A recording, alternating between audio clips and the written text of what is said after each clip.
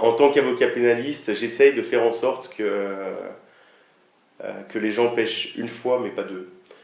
Qu'ils comprennent que les règles, elles sont là pour être respectées, pas pour les embêter, mais pour le bien commun. Et que un accident de parcours reste un accident de parcours et pas un choix de vie. Il y a deux choses qui se cumulent. Il y a à la fois le passé, ça c'est ce qu'on vient sanctionner, et il y a aussi l'avenir. C'est-à-dire que la personne qu'on a devant nous et sur laquelle il y a lieu de statuer pour justement sanctionner ce comportement, il faut toujours garder en tête qu'elle a un avenir devant elle et que cet avenir ne doit pas être fait de nouvelles comparutions devant une juridiction correctionnelle. Donc on a ces deux rôles qui sont un rôle sanction, un rôle réhabilitation sociale et professionnelle, enfin sociale au sens large en tout cas, qui se cumulent un petit peu l'un avec l'autre. Du coup, cette fonction de réinsertion, elle ne peut passer qu'au travers d'une mesure d'aménagement qui soit autre que l'emprisonnement ferme. Le taux de récidive en sortie d'incarcération est extrêmement important. Ça, c'est pour plusieurs raisons. C'est déjà pour l'absence de fonction de réinsertion et d'opportunité de réinsertion par la peine d'emprisonnement. Ça, c'est le premier point. Le deuxième point aussi, c'est qu'on se rend compte que pour ce qui concerne, alors j'allais dire les petits délits, je ne sais pas s'il y a des petits délits, mais en tout cas sur des peines d'emprisonnement qui sont d'une durée relativement courte, on va avoir des individus qui ne sont pas forcément ancrés dans un schéma de délinquance et dans un parcours de vie qui est constitué d'un raisonnement délinquant, qui vont se retrouver dans le cadre de l'exécution de leur peine à côtoyer des personnes qui ont un choix de mode de vie qui est complètement différent du leur, et qui peuvent parfois être tentés d'épouser un mode de vie qu'ils n'avaient pas envisagé jusqu'alors. L'intérêt général est extrêmement pertinente parce qu'elle est la sanction qui est la plus à même de répondre aux deux exigences que j'ai évoquées tout à l'heure. C'est-à-dire qu'il y a à la fois un côté sanction, parce que par définition c'est restrictif de droit, on est contraint d'exécuter une mission de travail, c'est-à-dire de fournir un petit peu de la sueur sans en être rémunéré. Et à la fois, on a cette fonction de réinsertion parce que ça permet de contraindre plus ou moins des personnes qui se sont parfois dans leur chemin un petit peu écartées de la voie du travail et de les remettre justement dans un schéma qui est un schéma qui est socialement plus rassurant et plus stabilisant, plus structuré pour eux. Et ça remplit complètement les deux fonctions, à la fois le côté sanction et à la fois le côté réinsertion, parce que par le biais de la sanction, on réintègre quelqu'un dans un monde professionnel qui n'était pas forcément, en tout cas plus forcément le sien. Ils ressentent ça comme une main tendue et comme une remise dans le marché du travail. On leur remet un peu un pied à l'étrier.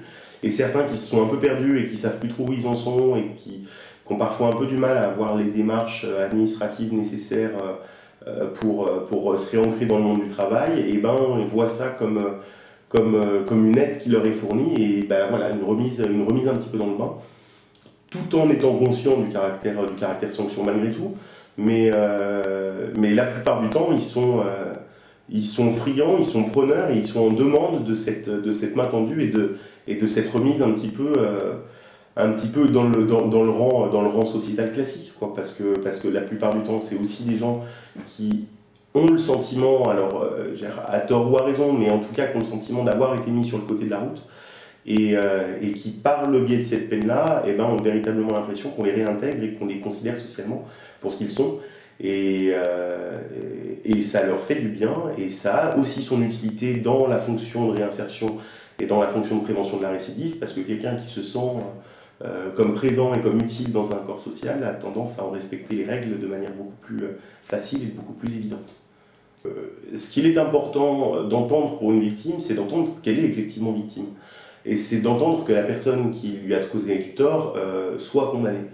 Après, je ne suis pas sûr que la question de savoir si cette condamnation doit prendre un aspect carcéral ou un autre aspect, je ne suis pas sûr que c'est réellement une importance dans l'œil de la victime.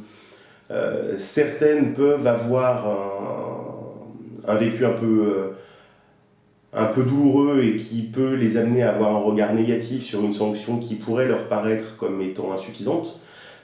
Mais j'ai envie de dire, ça n'appartient pas à la victime. Enfin, il faut quand même différencier ce qu'est l'action civile, c'est-à-dire la rétribution et la réparation de son préjudice à laquelle a droit la victime de manière évidente, et le préjudice social qui doit être réparé au travers de la sanction pénale. Et je ne crois pas qu'il faille mélanger l'un et l'autre. J'ai envie de dire, c'est une peine qui n'est pas forcément prononcée en fonction du délit qui a été commis, mais plutôt en fonction de la personnalité de son auteur. La question de savoir qu'est-ce qui est réprimé au travers du travail d'intérêt général, elle est vaste et je serais bien incapable d'y répondre parce que la loi prévoit que tous les délits peuvent être sanctionnés par un travail d'intérêt général qui serait prononcé à titre de peine alternative. C'est une peine qui est généralement prononcée à l'encontre de gens dont on sent qu'il y a un potentiel, enfin, des gens qu'on peut encore tirer de la situation dans laquelle ils se sont mis eux-mêmes. Et qui ont envie de le faire, enfin, mais la plupart ont envie de le faire de toute manière. Parce que le problème qu'on a aujourd'hui, c'est qu'il y a assez peu de structures qui proposent de prendre des travaux d'intérêt généraux et que ça rend l'exécution nécessairement difficile. Et ça nuit aussi à la fonction de réadaptation et de réinsertion. Parce que l'idéal, c'est de pouvoir trouver pour chaque personne condamnée un travail d'intérêt général qui se rapproche de près ou de loin avec son histoire professionnelle personnelle, avec ses compétences, pour que justement il ait toute son utilité, à la limite pour un peu tout le monde, aussi bien pour la personne condamnée que pour la structure qui accueille le travail d'intérêt général, face à des individus qui sont conscients de ce qui s'est passé et qui ont envie de s'en sortir.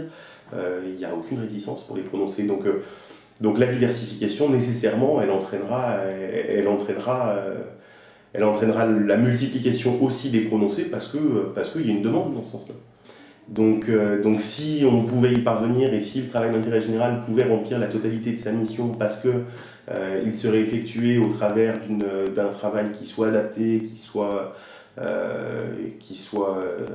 valorisant et qui permettent justement de sortir d'un certain choix, dans ce cas-là, on a tout gagné.